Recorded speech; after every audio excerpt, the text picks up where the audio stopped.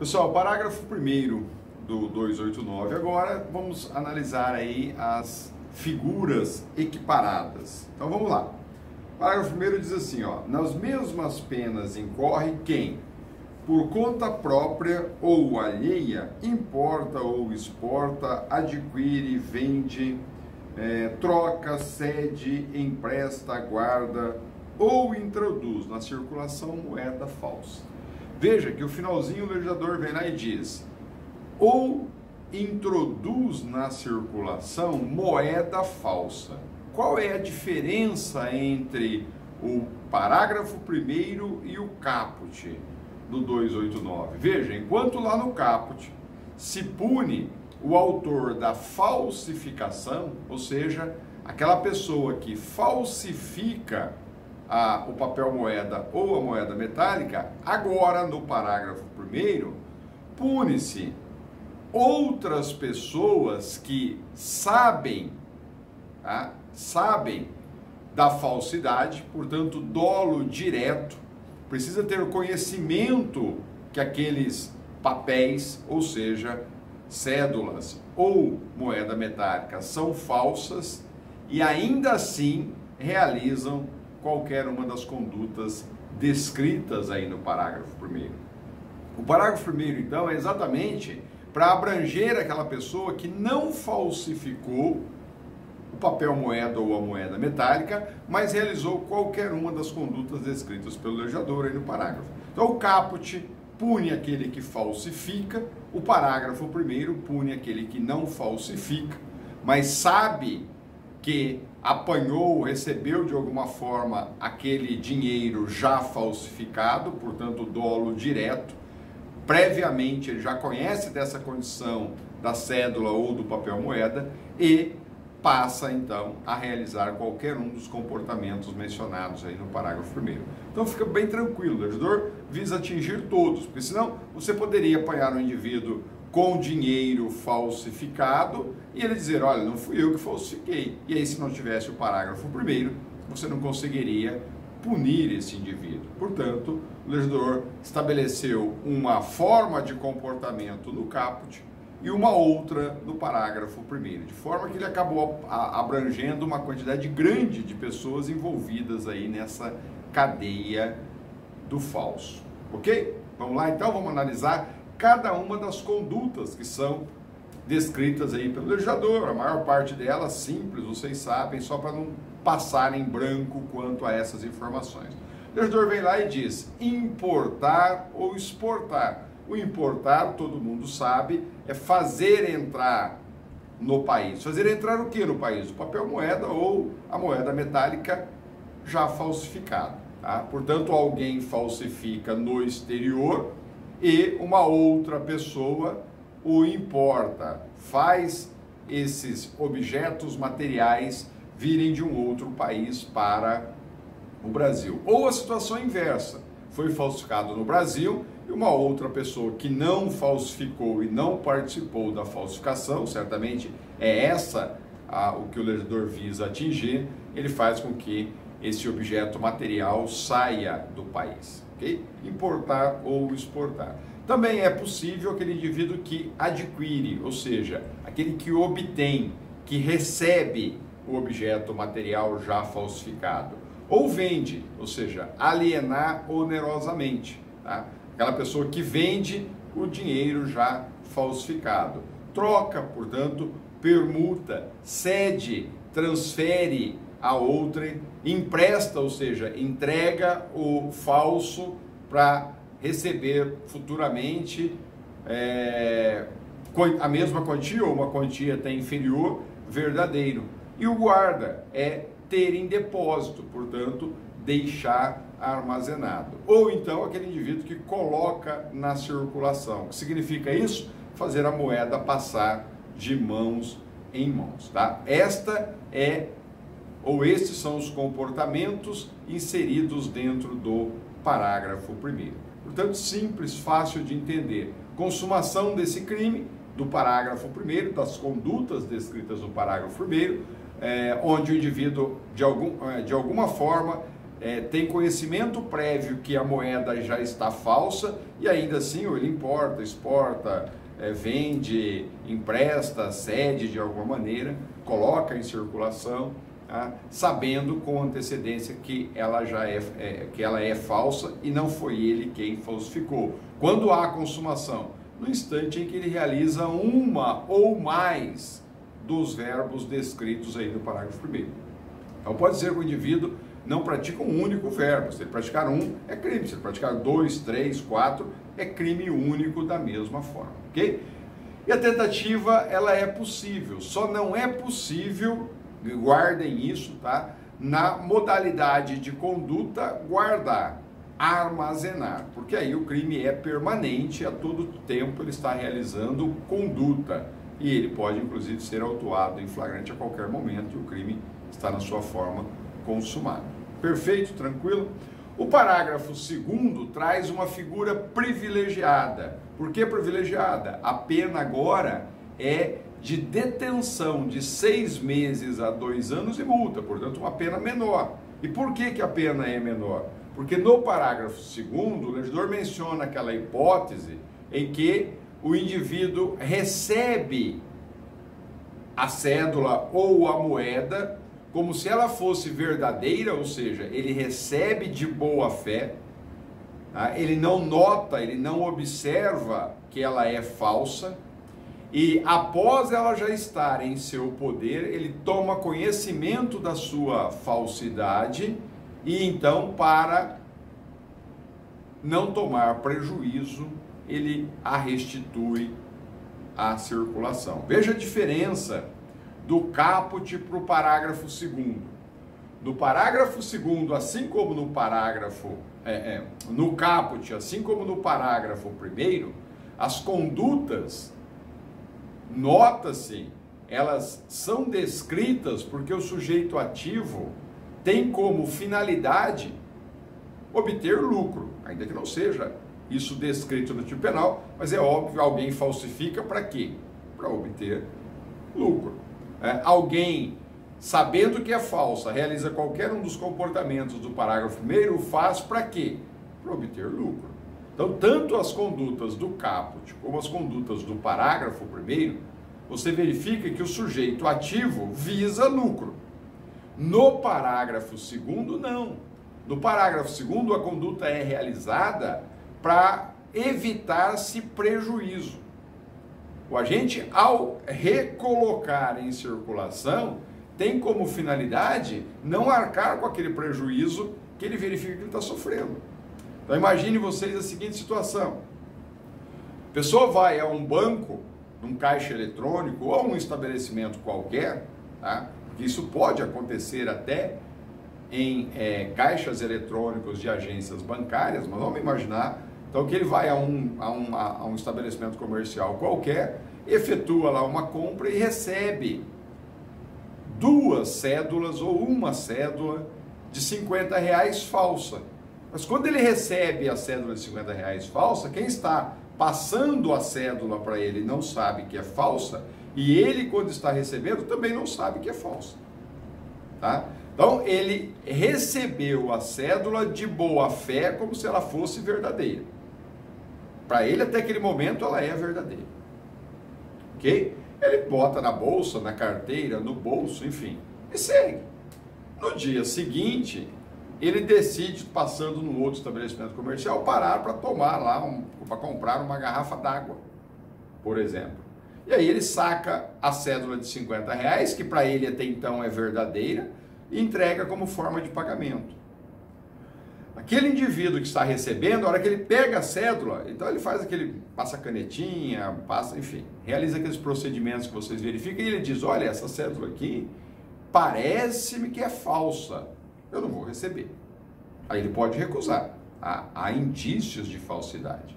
E devolve, fala, nossa, será? Tá, bom, beleza, ele recebe a cédula de volta, paga a água com uma outra cédula que ele tem verdadeira na carteira, vai embora, bota a cédula no bolso e vai embora. E aí ele diz, puxa vida, e agora?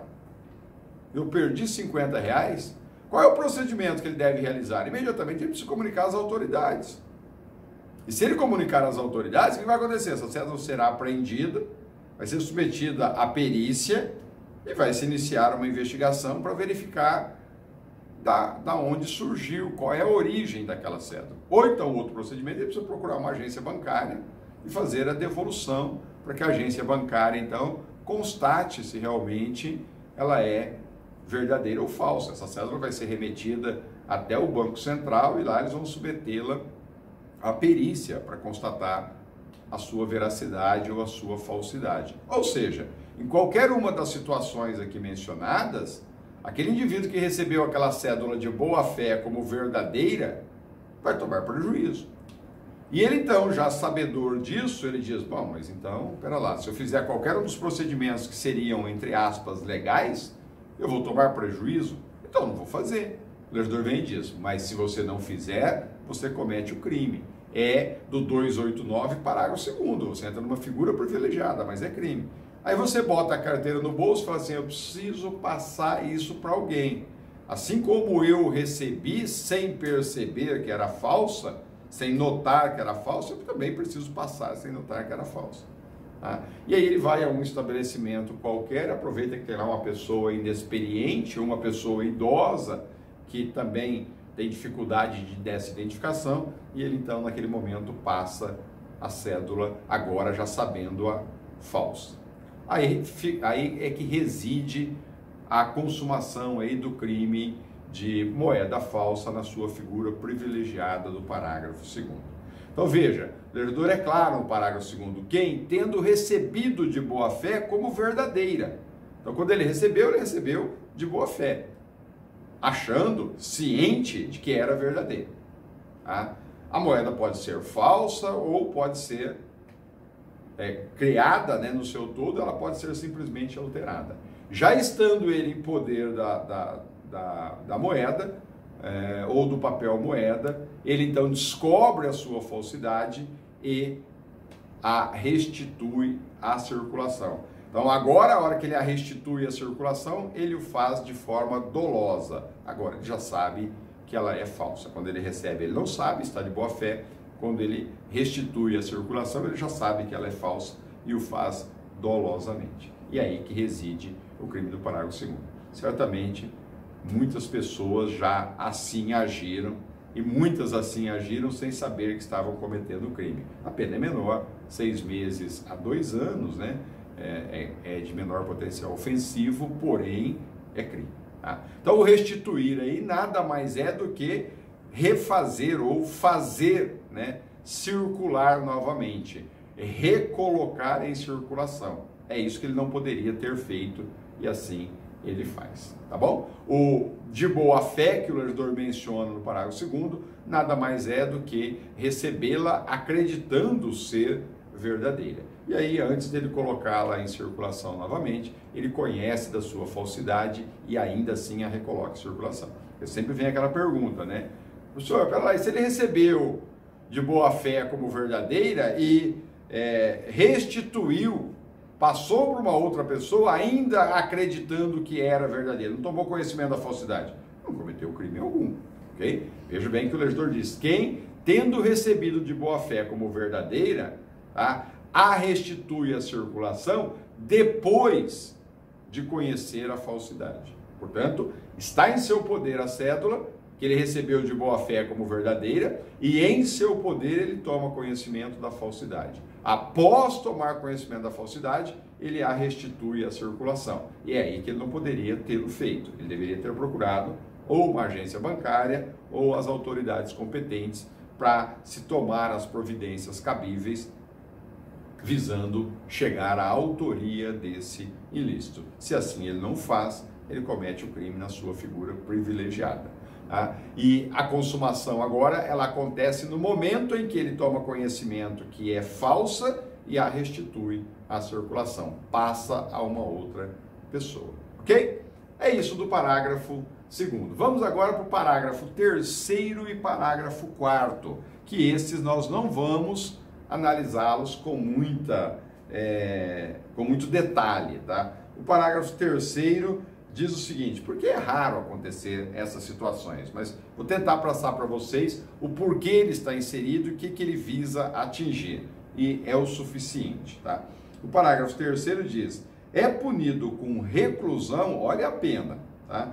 De 3 a 15 anos e multa o funcionário público ou diretor, gerente ou fiscal de banco de emissão que fabrica, emite ou autoriza a fabricação ou emissão de moeda com título ou peso inferior ao determinado em lei, de papel moeda em quantidade superior à autorizada. Parágrafo 4º, para depois fazermos o comentário geral.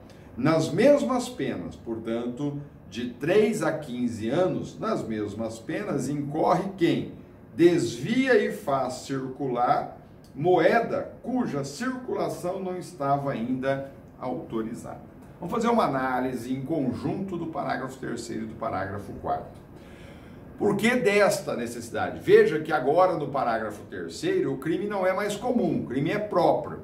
Só quem pode praticá-lo, só quem figura como sujeito ativo aí, é o funcionário público ou diretor, gerente ou fiscal de banco de emissão, que fabrica, emite ou autoriza a fabricação ou emissão. E aí o legislador elenca em que situação, tá bom? E no parágrafo 4º são essas mesmas pessoas que colocam em circulação antes do prazo determinado, antes da data determinada. Por que disso? Pessoal, veja, a finalidade, conforme eu mencionei para vocês, é que a moeda metálica e o papel moeda, elas são confeccionadas e colocadas em circulação em momento próprio, determinado em lei. Há uma série de estudos para que isso ocorra, para evitar, inclusive, que tenhamos a possibilidade de uma inflação, de um desajuste na economia do país. Por isso que ela é regulada por lei quanto à sua emissão e à sua circulação. Quanto mais dinheiro sendo fabricado e colocado em circulação, mais gente terá uma quantidade maior de dinheiro, mais pessoas gastam, falta produto, esses produtos têm seus preços elevados e isso gera desequilíbrio econômico. Por isso que ela precisa ser regulamentada, regulada por lei. Então veja, a Constituição Federal, se você pegar lá o artigo 48, no seu inciso 14º, o legislador constituinte, já lá em 88, estabeleceu lá que cabe ao Congresso Nacional, portanto, Câmara dos Deputados Federais e Senadores, com a sanção do presidente da República, dispor sobre moeda, e aí, moeda metálica ou papel moeda.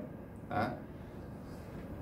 Cabe também ao Congresso Nacional dispor sobre os seus limites de emissão e o montante da dívida mobiliária federal. Isso não é tão importante para a gente, mas o que é importante aqui é que cabe ao Congresso Nacional, portanto, através de leis, através de legislação, com a sanção do presidente da República, porque aí ela entra em vigência, dispor sobre a moeda e seus limites de emissão. Tá? Ela não pode exceder limites, ela tem que estar ajustada de acordo com o momento econômico do país. E você consegue analisar algumas legislações que te dá uma noção agora para vocês, muito rápida, para que vocês possam entender isso. Veja, compete ao Conselho Monetário Nacional. Conforme dispõe lá o artigo 3º, inciso 2, da lei, olha que ela é antiga, da lei 4595, ou seja, 4.595 de 1964. Essa lei, no seu artigo 3º, inciso 2, diz que a competência é do Conselho Monetário Nacional regular o valor interno da moeda. Não disse lá no início para vocês que ela é toda regulamentadinha, tudo através de legislação. Não é de qualquer maneira que isso acontece. Tá? E nos termos do artigo 4º, inciso 1 dessa mesma lei, ou seja, da 4595, tá? compete também ao Conselho Monetário Nacional autorizar as emissões de papel moeda, segundo as diretrizes estabelecidas pelo Presidente da República, que é o Presidente da República que tem controle, através de seus ministros, sobre toda a parte econômica do país.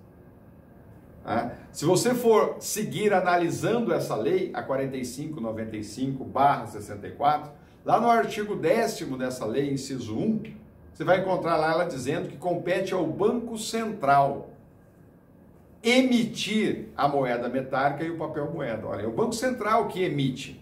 É o Banco Central que distribui para as agências bancárias para chegar na sociedade, para chegar na população. Mas o Banco Central só pode emitir o papel moeda ou a moeda metálica nas condições previamente estabelecidas, autorizadas pelo Conselho Monetário Nacional. E quem fabrica o papel moeda ou a moeda metálica no Brasil? A fabricação é de responsabilidade da Casa da Moeda. Vejam que vocês que todos no âmbito federal. Ok? Então, por que o legislador insere no parágrafo 3º que o crime é próprio? Ou seja, ele identifica os sujeitos ativos. É o funcionário público, é o diretor, é o gerente ou é o fiscal de banco de emissão. Porque são essas pessoas que têm todo o controle sobre a fabricação, sobre a emissão, sobre a colocação em circulação do dinheiro. Então, nada impede ou nada poderia impedir, se não tivéssemos o parágrafo 3º e o parágrafo 4º, que essas pessoas que têm uma grande responsabilidade sobre a economia de um país inteiro, de um assunto extremamente rigoroso, que elas determinassem a fabricação ou a colocação em circulação de dinheiro de qualquer forma. Portanto, é crime quando elas fogem daquele padrão estabelecido em lei.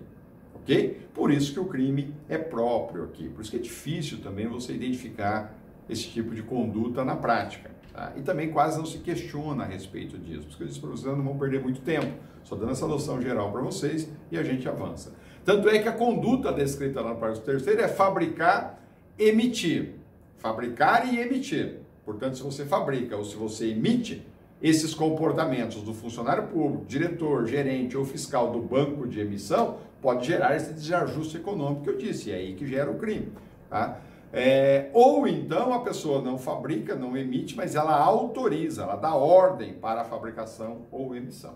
Em qualquer uma dessas situações, há o crime. Quando ocorre esse crime?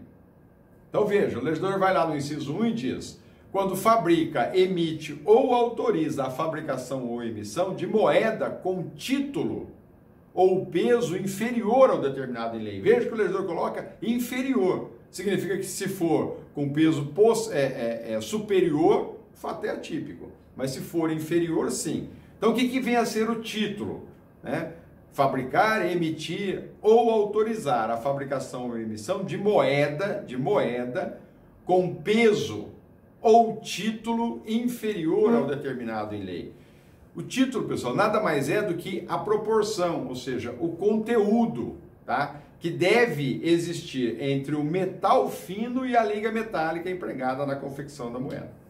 Então, para haver a violação do inciso 1, é necessário que se produza moeda metálica, agora só a moeda metálica, com título ou peso inferior ao padrão legal, porque aí ela está fora daquilo que é determinado em lei e tudo aquilo passa a não ter valor, ou seja, se torna falso, apesar de sair da origem.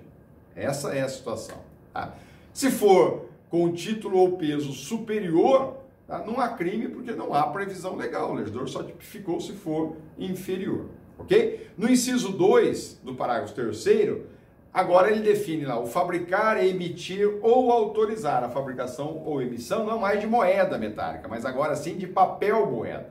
Então no inciso 1 é a moeda metálica, no inciso 2 o papel moeda, portanto a cédula, em quantidade superior à autorizada. Então se foi autorizado a emitir, por exemplo, 1 milhão de cédulas e emite-se 1,5 milhão de cédulas, é óbvio que quantidade maior de cédulas em circulação gera inflação e, portanto, crime. Tá? Então veja, conforme nós já mencionamos anteriormente, compete ao Banco Central emitir o papel moeda ou a moeda metálica, fabricada lá pela Casa da Moeda nas condições e limites autorizados pelo Conselho Monetário Nacional.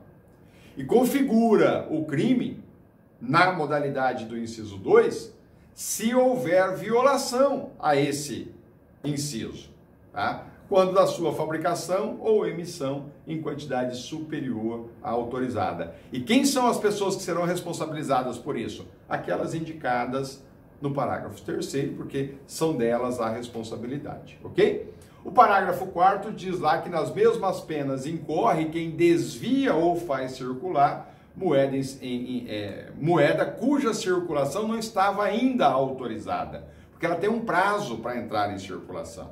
Então imagine, foi confeccionado, autorizado, está tudo legalzinho a confeccionar 10 bilhões em cédulas, tá? Mas elas só podem ser colocadas em circulação a partir do dia 1º de setembro de 2020. E se coloca, aquelas pessoas que têm a responsabilidade quanto a isso, se coloca em circulação, tá?